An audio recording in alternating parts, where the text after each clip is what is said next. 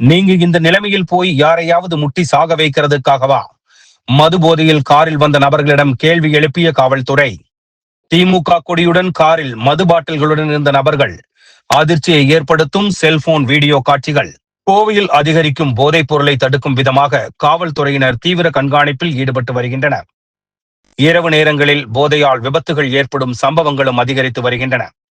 மேலும் கல்லூரி மாணவர்களும் இளைஞர்களும் போதைப் பொருட்களுக்கு அடிமையாக அதை தடுக்கும் விதமாக மாநகர் முழுவதும் தீவிர கண்காணிப்பு பணியில் காவல்துறையினர் ஈடுபட்டு வருகின்றனர்.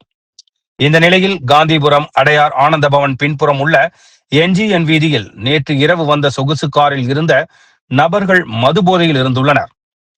அவர்களை மறித்த காவல்துறையினர் காரை காவல் நிலையத்திற்கு எடுத்துச் செல்வதாக கூறி அவர்களை கீழே இறக்கி உள்ளனர்.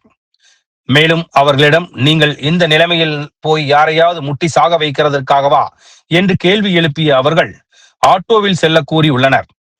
காரிலிருந்து இறங்கும் போது காருக்குள் மது பாட்டில்களும் இருந்துள்ளன.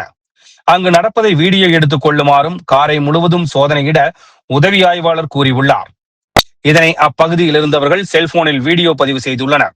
இந்த காட்சிகள் தற்பொழுது சமூக வலைதளங்களில் வெளியாகி அதிர்ச்சியை ஏற்படுத்தி உள்ளது. மேலும் இது குறித்து காவல்துறையினரிடம் கேட்கும் பொழுது அவர்கள் நேற்று இரவு அனுப்பி வைத்ததாகவும் ஆனால் வழக்கு எதுவும் பதிவு செய்யவில்லை என்றும் தெரிவித்துள்ளனர்.